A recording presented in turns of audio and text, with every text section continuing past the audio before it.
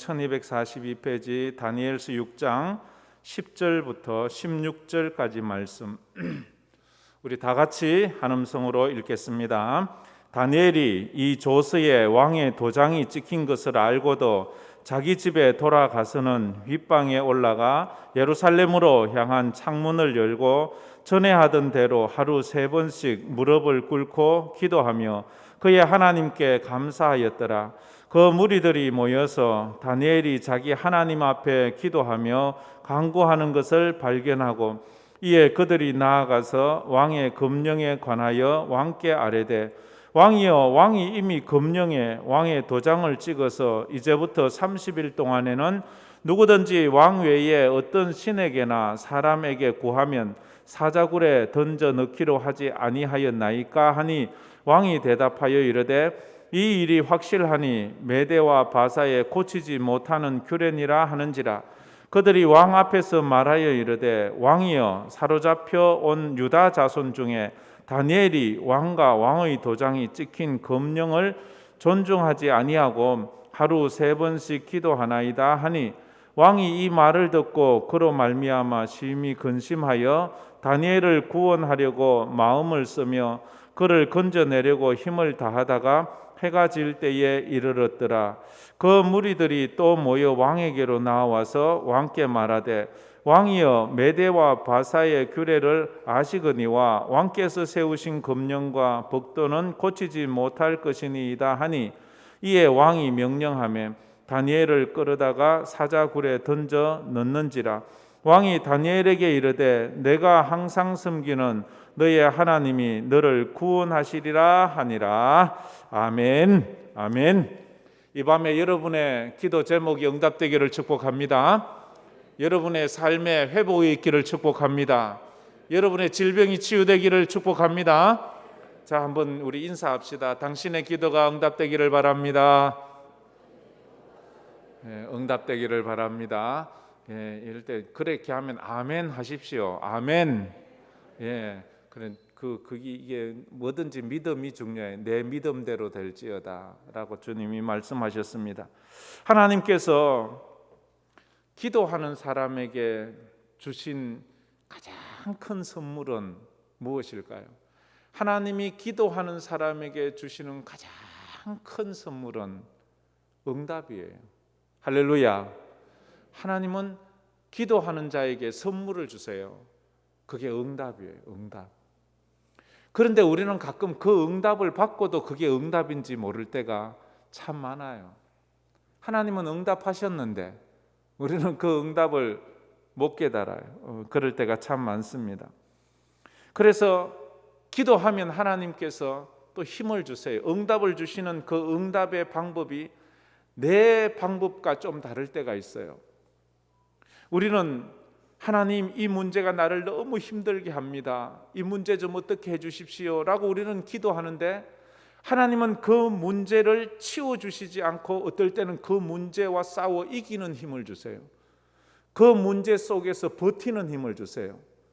그 문제 속에서 인내하는 힘을 주세요. 그래서 그 문제를 통과하게 하세요. 이것 또한 하나님의 응답인데 우리는 이것을 응답으로 몰라요. 하나님은 내 기도에 들어주시지 않아. 하나님은 들어주셨어요.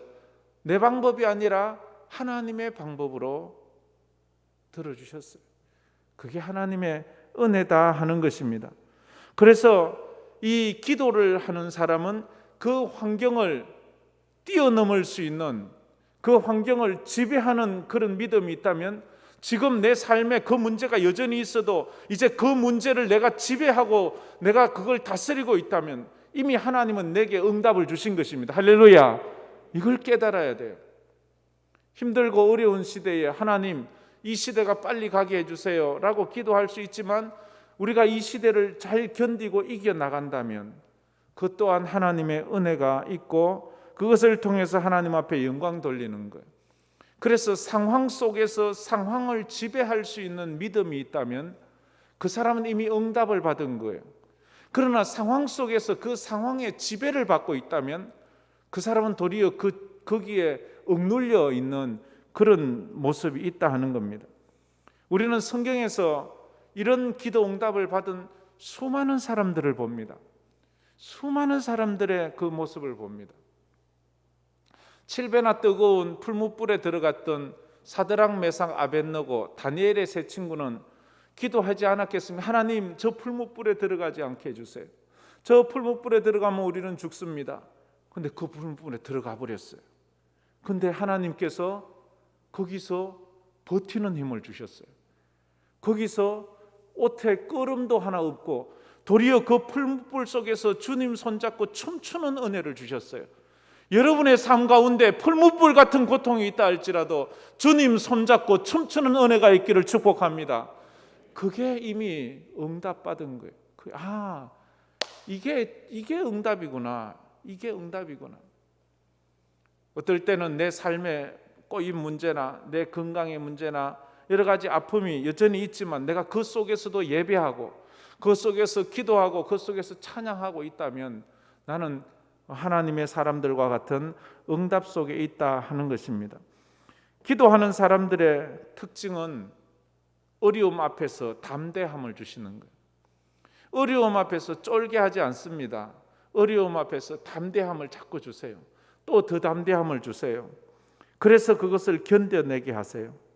오늘 우리가 읽은 말씀은 다니엘의 이야기입니다. 다니엘의 이야기는 이미 우리가 너무 많이 들어서 주일학교부터 다닌 분들은 이 이야기를 거의 암송하다시피 할 정도로 유명한 성경의 이야기입니다. 다니엘이 참 불행한 시대에 태어나지 않았습니까? 그 이스라엘이 만국의 기운이 기울어졌을 때 나라가 멸망하기 직전에 태어났어요. 그래서 다니엘이 바벨론으로 포로되어 가는데 그때 나이가 추정하기는 15살 정도 되었을 때예요. 15살 청소년, 한창 철없이 인생을 뛰놀던 그런 때 그가 나라가 망하고 부모 다 죽고 그가 포로지로 끌려가요. 포로지로 끌려가서 서러운 인생을 살아요. 서러운 인생, 눈물 젖은 빵을 먹으면서 거기서 쓰디쓴 인생을 살아요. 그런 세월을 지금 이 본문이 기록되어 있는 때를 성경학자들은 다니엘이 몇 살쯤 되었는가 하면 다니엘이 한 80은 넘었을 것이다 라는, 그러니까 포로되어 간 지 70년이 다 되어가는 그 어느 시점, 그러니까 이제 70년이 조금 덜 된, 그래서 80세가 되면 다니엘이 포로되어 간 지 65년이 되는 때예요. 65년 동안 포로 생활을 해요. 근데 아직도 사람들은 포로라고 괄시하고 멸시하고 있어요. 그런 때예요. 그런 때 이 다니엘에게는 그 65년의 세월을 견디고 버티게 했던 그만의 무기가 있어요. 여러분들이 지금 이 땅을 살아와서 여기서 살아가고 있는데 여러분이 이 땅을 살아가는 무기가 있습니까? 다니엘에게는 있었어요. 다니엘이 그 이방 나라 포로지에서 서러움을 받으면서 살아가면서 견뎠던 그 무기는 바로 기도였어요. 기도라는 그 무기가 그에게 있었습니다. 다니엘은 바벨론에서 기도의 사람이 되었어요. 아니, 그 15살짜리가 어떻게 기도를 배웠을까? 이게 하나님의 은혜 아닙니까? 하나님의 은혜예요. 우리가 이 시대를 살아갈 때에 우리에게 이 시대를 맞서 싸울 수 있는 영적인 무기가 우리에게 하나씩 있어야 돼요. 영적인 무기가. 코로나 시대를 살아가는데 우리가 믿음으로 승리하는 무기가 하나씩 있어야 돼요. 여러분은 무엇으로 이 때를 살아갑니까? 마스크로요? 아니면 뭘로 살아갑니까? 손 씻기로? 그걸로 이겨나가는 게 아니에요. 우리는 기도로 이 시대를 살아가야 합니다. 그리고 이겨나가야 됩니다. 다니엘은 바벨론을 정복한 메대 나라 왕 다리오 앞에 섰습니다.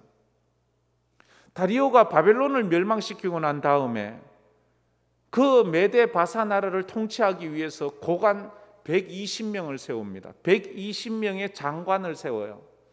120명의 장관을 세우고 난 다음에 그 120명의 장관을 또 다스릴 수 있는 총리를 3명을 세워요.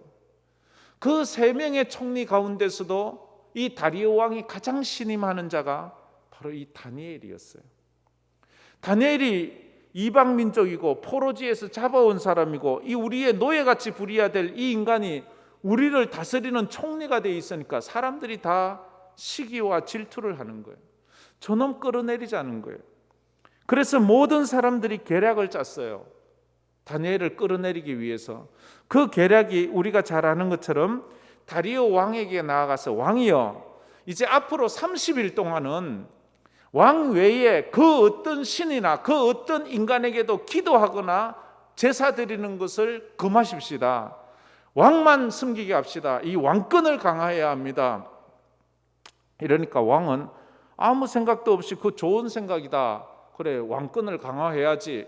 앞으로 30일 동안은 어떤 신이든 어떤 인간이든 에게 기도도 못하고 제사도 못 지낸다.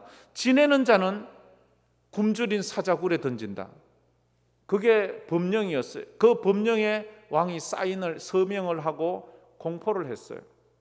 공포를 했는데 이것은 다른 고관들의 전략이었습니다. 바로 이 다니엘을 올가매기 위해서.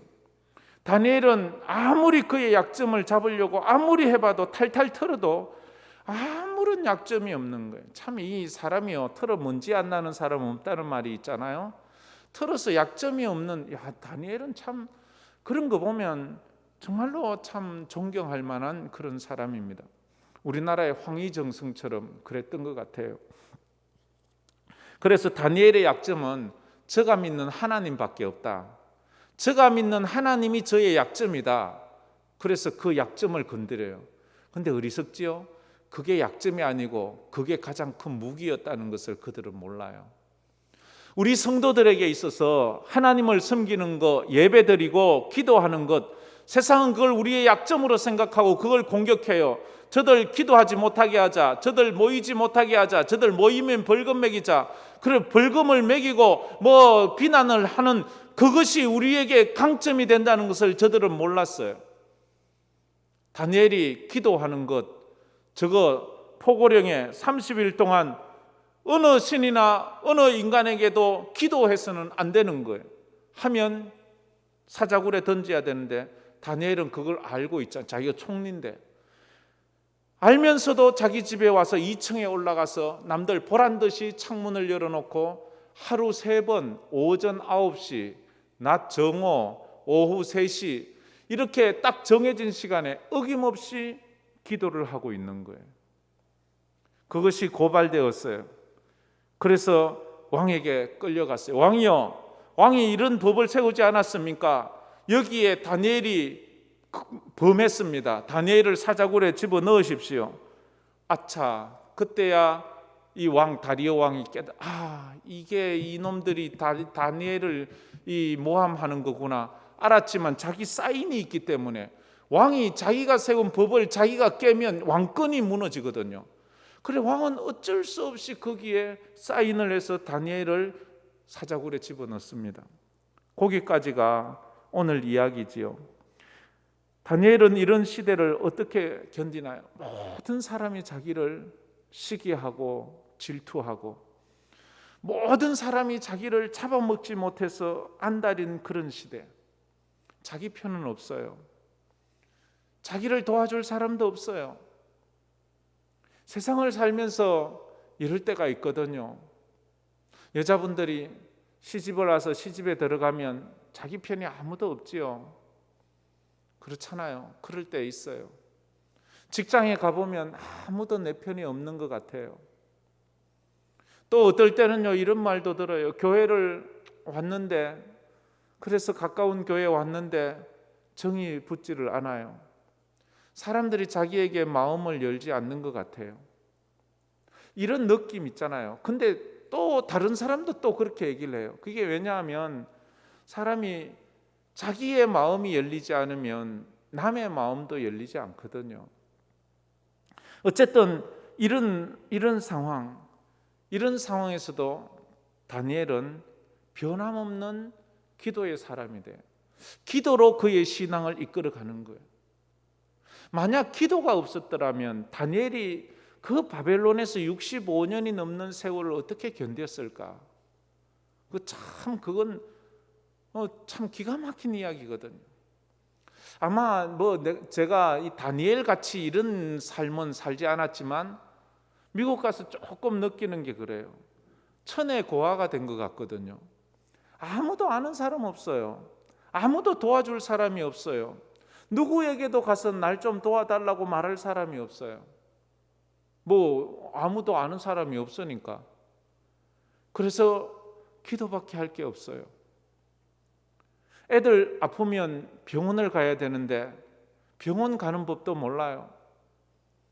애가 이빨이 아파서 신경치료까지 해야 되는데 아프다 하는데 그냥 참아라 하다 보니까 퉁퉁 부어서 이제는 신경치료까지 해야 되는 그런 지경까지 갔는데도 그게 이 미국은 이 치료비가 비싸다는 그것 하나만 때문에 돈이 없는데 이러면서 못 데리고, 그때 참 이게 답답해요. 이게 이러지도 못하고 저러지도 못하고.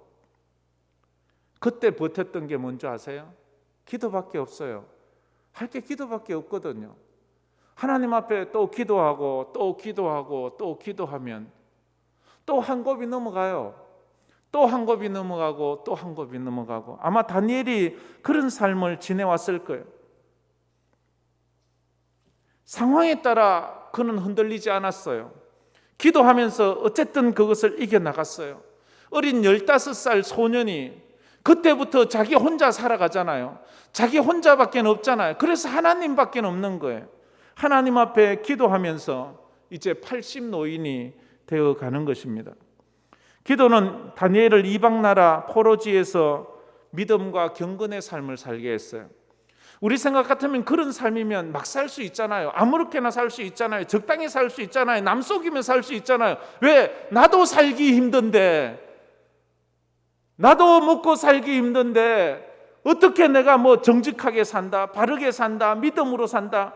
그건 배부른 사람들이나 하는 말이지, 지금 당장 굶어 죽는 나한테 무슨 그런 말이 필요해 라고 말할 수 있어요. 그런데 놀라운 건 다니엘은 그런 삶을 살면서 때묻지 않았어요.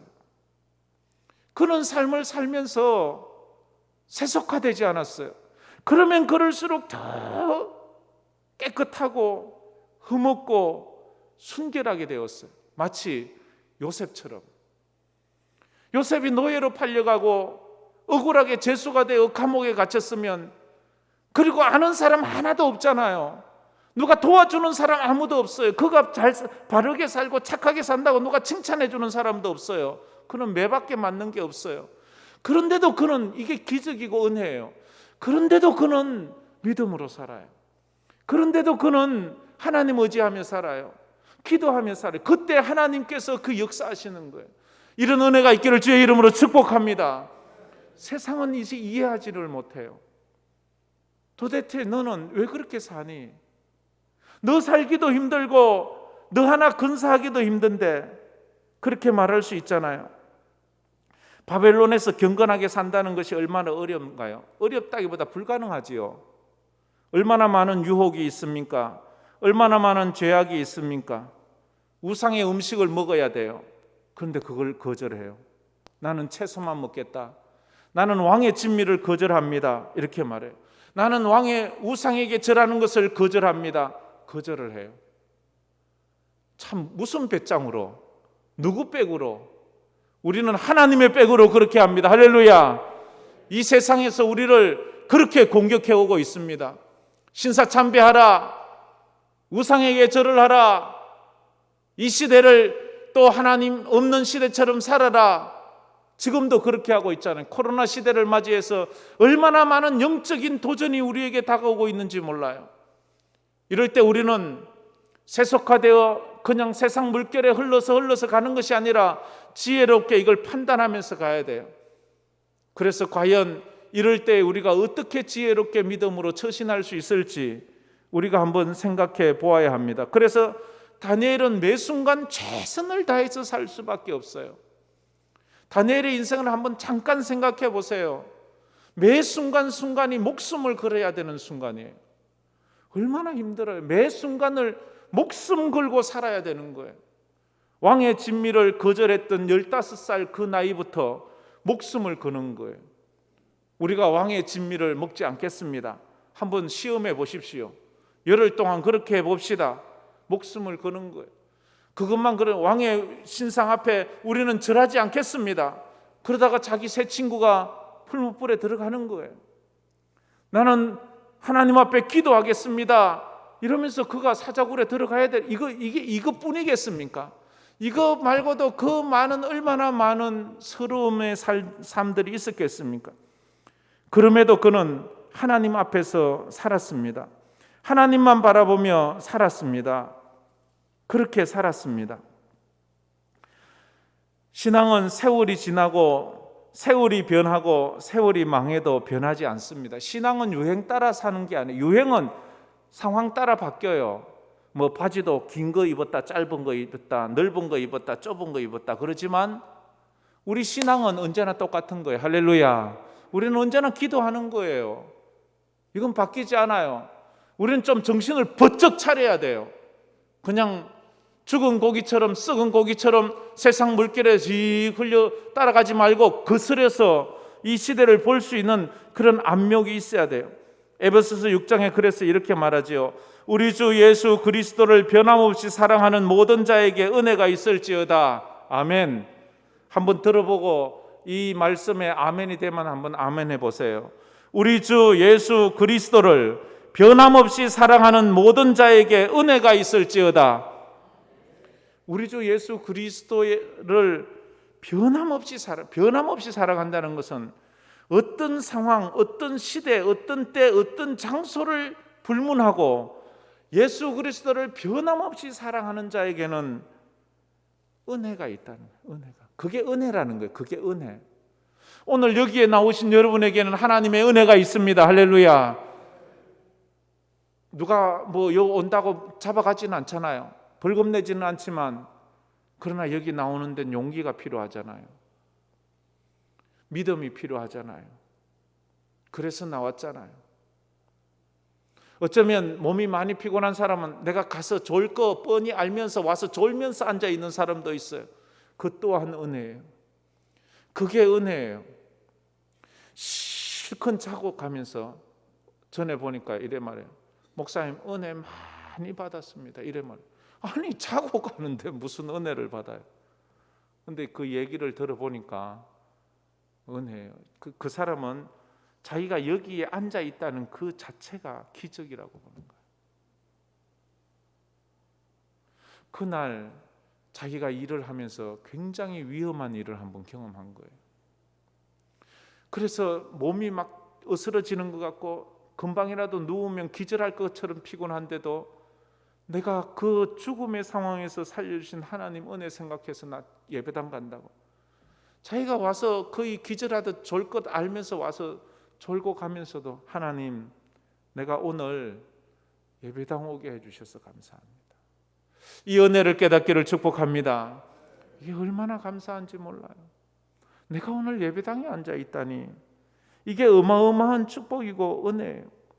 다니엘은 기도를 보면 우선순위가 얼마나 소중한지 알았어요. 내 인생에 기도보다 우선된 거 없다. 내 인생에 기도보다 우선된 거 없다. 내 직장도, 내 명예도, 내 목숨도 기도보다 소중하지 않다. 가끔 우리에게 이런 말을 할 때가 있잖아요. 뭐 그렇게까지 할 필요 있는가? 뭐 적당히 해도 되잖아. 뭐 그걸 그렇게 고집을 부려. 그 다음에 하면 되잖아. 다음 주에 가면 되잖아. 다음번도 있잖아. 이렇게 말하지요. 그럴싸하지요. 그렇잖아요. 다음번도 있고 적당히 해도 되고 그렇게 꼬장꼬장하지 않게 해도 되는데 뭐 그렇게까지 그렇게 하느냐. 순교자들이 이 말을 들었을 때 그들은 말했어요. 말로만 예수 믿는 사람이 되어서는 안 되고 내 마음 속에서 진짜 예수 믿는 사람이 되어야 된다는 거예요. 그러면서 순교자들이 하는 말이 내가 왜 그래야 되는가 하면 내 속에 예수님이 계시니까. 내 속에 예수님이 계시니까 적당히 대강 눈치 보며, 그건 예수님 모신 사람이 할 일이 아니라는 거예요. 예수님이 없다면 그럴 수 있어요. 적당히 대강 뭐 그렇게 타협하면서. 다니엘은 그래서 기도를 멈출 수 없는 거예요. 세상은 다 기도를 멈춰라. 30일만 멈추면 돼. 그 30일 기도 안 한다고 무슨 일이 생겨? 30일만 안 하면 돼. 안 그러면 너 죽어. 그런데 다니엘은 기도를 멈출 수 없는 거예요. 기도를 그만둘 수 없는 거예요. 기도하면 무슨 일이 일어나는지 그는 너무나도 잘 알아요. 사자굴에 던져질 거예요. 사자의 밥이 될 거예요. 그의 인생 모든 것을 다 잃어버릴 거예요. 그동안 눈치 보며 서러운 생활을 하며 그렇게 버텨왔던 포로 생활을 다 잃어버리는 거예요. 모든 것을 다 잃어버리는 그 순간 그는 알았어요. 기도보다 중요한 것이 없다고. 다 잃어도 괜찮다는 거예요. 그래서 다니엘에게 있어서 기도는 그의 믿음이에요. 여러분은 어떤 믿음을 가지고 있어요? 어떤 사람은 찬양이 그의 믿음인 사람이 있어요. 나는 죽어도 찬양한다. 나는 내 인생 찬양 없이 못 산다. 그렇게 옆에서 찬양 못해 찬양하는 사람이 있어요. 어떤 사람은 전도하는 사람이 있어요. 내 인생 전도가 내 인생의 다 존재 목적이다. 그래, 그 사람은 전도가 믿음이에요. 다니엘은 기도가 그의 믿음이에요. 어떤 사람은 예배가 그의 믿음이에요.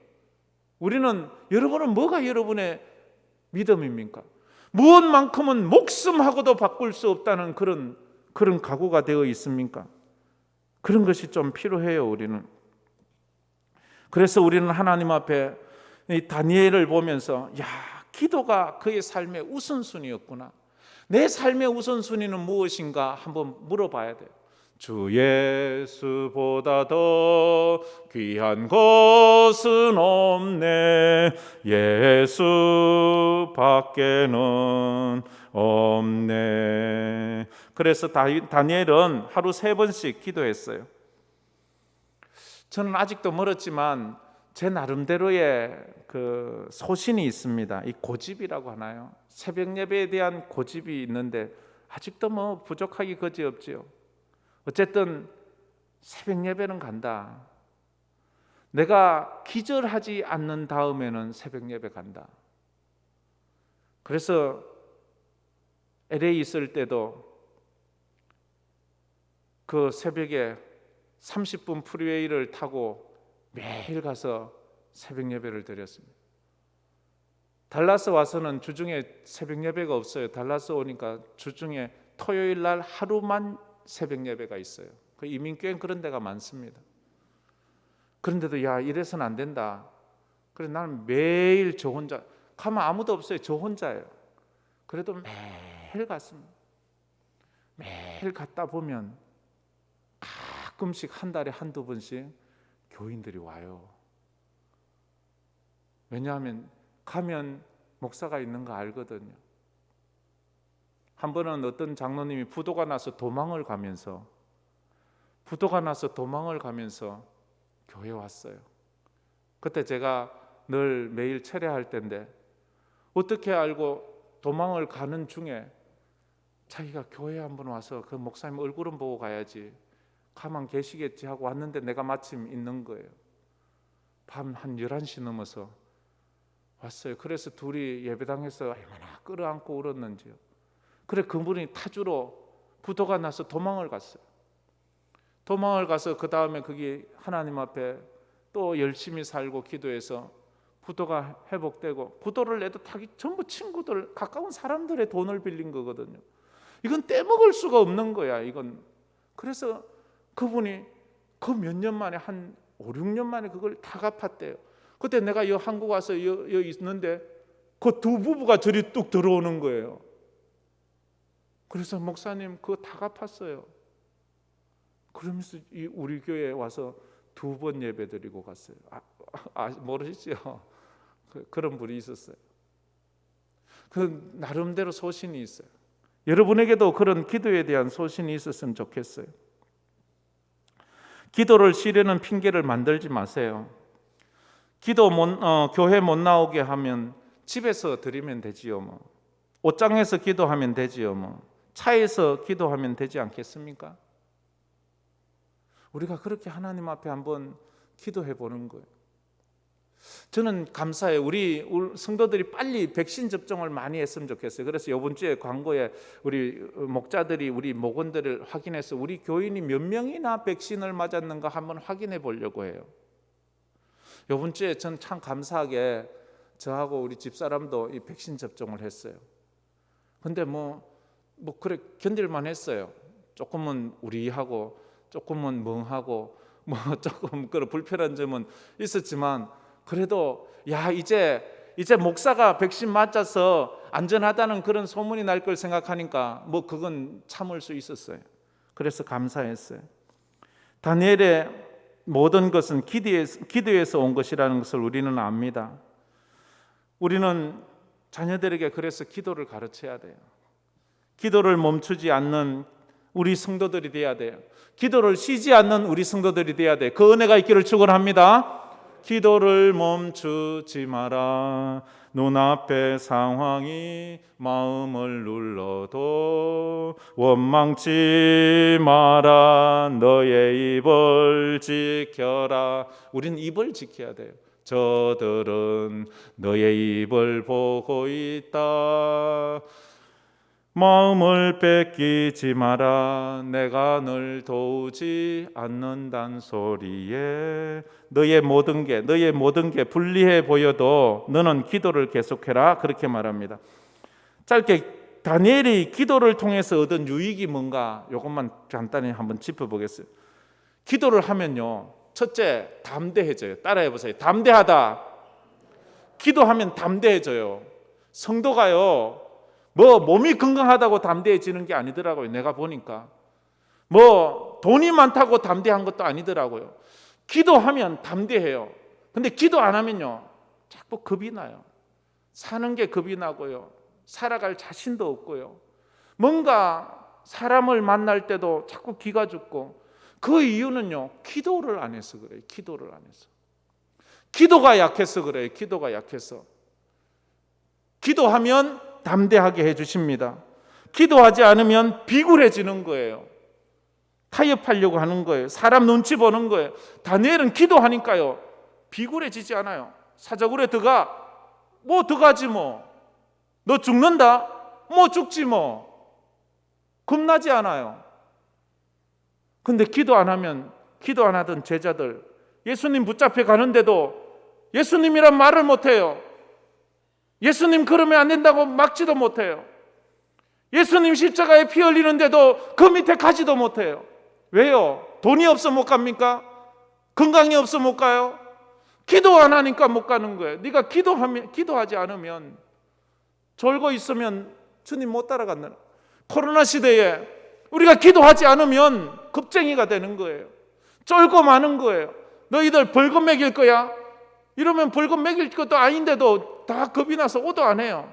막지도 않았는데 너희들 어떻게 할 거야? 그런 말에 우리가 기죽지 않았으면 좋겠어요. 아무것도 염려하지 말고 기도와 간구로 너희의 구할 것을 감사함으로 하나님께 아뢰라. 예수님의 제자들은 담대하지 못했어요. 그러나 다니엘은 천국 가면 기도의 영웅이 될 거예요. 그런 기도해서 사자굴에 들어갔고 기도해서 사자의 입을 틀어막았던 그런 위대한 사람 아닙니까? 성경에는 기도해서 하나님의 기적을 경험한 사람이 얼마나 많아요. 저는 여러분이 기도의 간증자가 되고 기도의 영웅들이 되기를 바랍니다. 에스더처럼 죽으면 죽으리라. 죽지 뭐. 그렇게 기도해서 민족을 죽음에서 살려내는 그런 사람. 엘리야처럼 기도해서 주여 불을 내려주세요. 주여 불을 내려주세요. 하늘에서 불이 내려오게 한 그 사람이 바로 엘리야가 아닙니까? 그렇잖아요. 여호수아는 하나님께 기도해서 태양을 멈추게 하고 달을 멈추게 했던 그 놀라운 사람. 여러분은 기도해서 한번 여러분 가정의 기적을 한번 경험해 보세요. 여러분의 삶의 기적을 한번 경험해 보시고 그것을 통해서 간증을 해 보세요. 그러면 하나님께서 영광 받으실 거예요. 기도가 주는 유익은 또 하나 있는데 환상과 꿈을 해석하는 영성을 가지는 거예요. 환상과 꿈을 해석하는 영성을 다니엘은 가져요. 그래서 아무도 해석하지 못하는 느부갓네살 왕의 꿈을 2번이나, 아무도 해석하지 못하는 그 벨사살 왕이 술 먹다가 벽에서 나온 글자를 자기가 해석해 주잖아요. 우리가 하나님의 이 시대를 해석하는 능력이 있어요. 하나님, 나에게도 이것을 좀 깨닫게 해주시고 이것을 해석할 수 있는 은혜를 더하여, 오늘 기도하세요. 하나님, 나에게도 이걸 깨닫게 해주세요. 하나님, 이것을 해석할 수 있는 힘을 더하여 주세요. 하나님, 내게 이런 다니엘의 영성을 허락하여 주세요. 우리가 기도하는 은혜가 있기를 주의 이름으로 축복합니다. 왜 그런가 하면 기도의 사람은 집중력이 누구보다도 몇 배, 몇십 배가 더 강하거든요. 기도하면서 십자가를 붙잡고, 기도하면서 주님 붙잡고, 기도하면서 집중력 있게 하니까 남들보다 멀리 보고, 남들보다 더 많이 듣고, 남들보다 더 깊은 통찰력을 가지게 되는 거예요. 한번 보세요. 여러분, 기도할 때, 제가 지난주에도 그랬는데, 기도를요 집중적으로 한번 해보세요. 이 기도했다, 저 기도했다, 이랬다, 저랬다, 여기 왔다, 저기 갔다, 이러지 말고요, 한번 기도할 때 한 가지를 갖다가 한 시간 이상 꽉 그 기도에만 몰입을 한번 해보세요. 처음에는 보이지 않던 게 시간이 지날수록 거기에 뭔가가 보여요. 아이고, 뭐 자식 위해 기도해도 한 1분만 하면 더 할 것도 없던데, 뭐 하나님 건강 주시고 좋은 직장 주시고 결혼하게 하시고 잘 먹고 잘 살게 해주세요. 그러면 더 할 게 없다는 거예요. 근데 왜 없어요? 또 기도 계속 해보세요. 하다 보면 막 끝도 없이 한 가지의 기도의 깊이를 들어가면서 그것이 마치 현미경으로 그것을 들여다보는 것처럼 그것을 낱낱이 나단치 기도하게 되니까 그 통찰력이 어마어마하게 깊어지고 하나님의 마음으로 기도하면서 하나님의 역사가 일어나는 거예요. 여러분에게 이런 깊은 통찰력 있는 기도가 있기를 축복합니다. 그러니까 남들이 보지 못하는 걸 보는 거예요.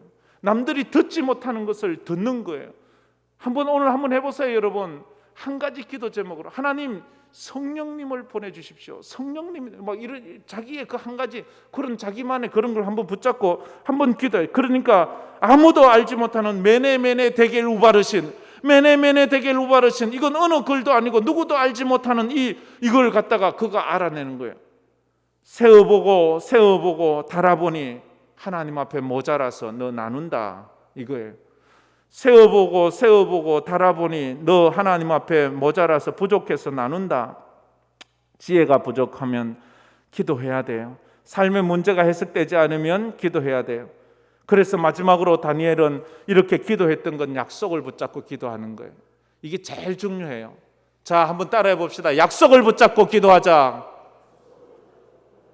이 약속을 붙잡고 기도해. 하나님은요, 하나님이 제일 약한 게요, 내 고집 붙잡고 기도하는 거 아니에요.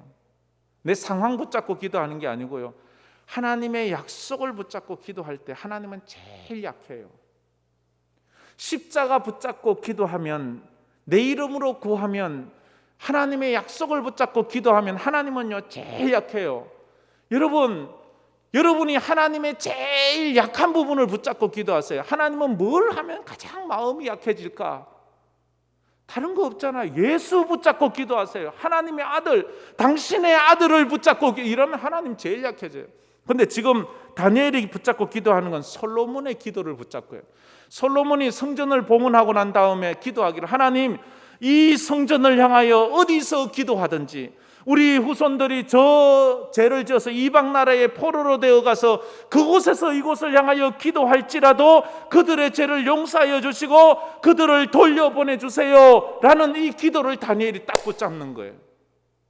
하나님, 우리 조상 솔로몬이 예루살렘 성전을 짓고 기도하기를, 그 성전을 향하여 포로지에서라도 기도하면 그들의 죄를 용서하여 주시고 그들을 돌려보내 준다고 했사오니, 주여, 우리 조상 솔로몬에게 약속했던 그 기도의 말씀대로 우리에게 이루어 주세요. 우리에게 이루어 주세요. 그래서 얼마 있지 않아서 그들이 다시 예루살렘으로 돌아가는 그런 은혜가 있는 거예요. 오늘 우리가 주의 이름을 붙잡고 기도해야 됩니다. 요한복음 14장 14절에 내 이름으로 무엇이든지 내게 구하면 내가 행하리라. 내 이름으로 무엇이든지 내게 구하면 내게 행하리라. 오늘 예수의 이름으로 기도해서 여러분의 문제가 응답받는 역사가 있기를 주의 이름으로 축복합니다. 우리 한번 이 찬양 한번 불러봅시다. 우리 요즘 늘 부르는 이 찬양인데 내 부르짖음 들으시고 감싸 주시는 영원히 주 찬양합니다.